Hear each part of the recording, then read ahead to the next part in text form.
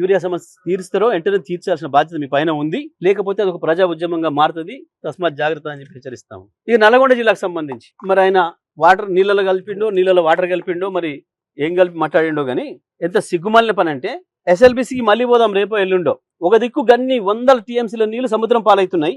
నల్గొండ గడ్డ పైన ఎస్ఎల్బిసి ఉదయ సముద్రం ఖాళీగా ఉంది. అవి గండ్ల దునుకొచ్చి సిగ్గు లేకుండా ఇంకా మేము ఎస్ఎల్బిసి పూర్తి చేస్తాం, మేము ఏందో చేస్తాం, చచ్చిపోయిన శవాలు తీయడానికి దిక్కు లేదు ఇప్పటి వరకు. బహుశా ప్రపంచంలో ఆడ ఉండదు గింత సిగ్గుమాలిన, గింత చేతగాని, గింత రండ ప్రభుత్వం. చనిపోయిన శవాలు కూడా బయట తెలియని ప్రభుత్వం. ఇంకా అంటే మేము ఏందో చేస్తాం, ఏందో పీకుతాం, ఏందో ఏం మాట్లాడండి అలా సిబిఐకి ఇచ్చి ప్రధానమంత్రిని కలుస్తా అని. ఓకే, తప్పకుండా నువ్వు నీ ముఖ్యమంత్రి ఇద్దరు ప్రధానమంత్రి పార్టీలు చేరటోళ్ళు ఎప్పటికైనా మాకు తెలుసు ఆ సంగతి. దాని కొరకే లైన్ ఏర్పాటు చేసుకుంటున్నావు. పోయినప్పుడల్లా గడ్కరీని కలిసి వచ్చాడు నువ్వు, నీ ముఖ్యమంత్రి రాష్ట్రీయంగా అమిత్ షాను ఇంకోని కలిసి వచ్చాడు. ఎప్పటికైనా మీరు అందులో పోవాల్సిన ఇద్దరు, అందులో సందేహం ఏం లేదు. ఎందుకు అంత రండగాలనట మీరు? తెలంగాణ పోలీసే బ్రహ్మాండమైన పోలీస్ అని చెప్పి గత 15-20 సంవత్సరాలుగా వరుసగా అవార్డులు తీసుకుంటుంది. ఎక్కడెక్కడ కేసులు ఛేదించడంలో, కొత్త టెక్నాలజీని వాడటంలో తెలంగాణ పోలీసే నెంబర్ 1 పోలీస్.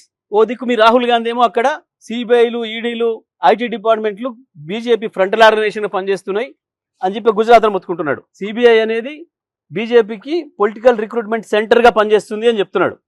మేము రండలం మా చేత కాదు, మా పోలీసులు చేత కాదు, అందుకనే సిబిఐకి ఇస్తున్నాం అని చెప్పి సిగ్గు లేకుండా తీర్మానం చేసుకోండి. సిబిఐకి కాదు, ఎఫ్బిఐకి ఇచ్చుకోండి, కేజీబీకి ఇచ్చుకోండి. ఇంకా కావాలంటే నువ్వు నీ ముఖ్యమంత్రి పోయి ఆ నెతన్యాహు కాళ్ళు పట్టుకొని మొసాద్కి ఇచ్చుకోండి. ప్రపంచంలో నెంబర్ 1 ఆర్గనైజేషన్ మొసాద్. ఆయన కాళ్ళు పట్టుకొని ఆడిచ్చేసుకొని రండి. ఈ నీళ్ళలో వాటర్లో నీళ్ళు కలిపేటోళ్ళు పరిపాలన చేస్తే గిట్లనే ఉంటుంది. నల్గొండ జిల్లా ప్రజలకే నీళ్ళు లేకుండా అవుతున్నాయి. ఉన్న నీళ్ళని సముద్రం పాలవుతున్నాయి. నల్గొండ రైతాంగానికి నీళ్లు లేకుండా అవుతున్నాయి నీ వాటర్ నీళ్ళ పరిపాలనతో.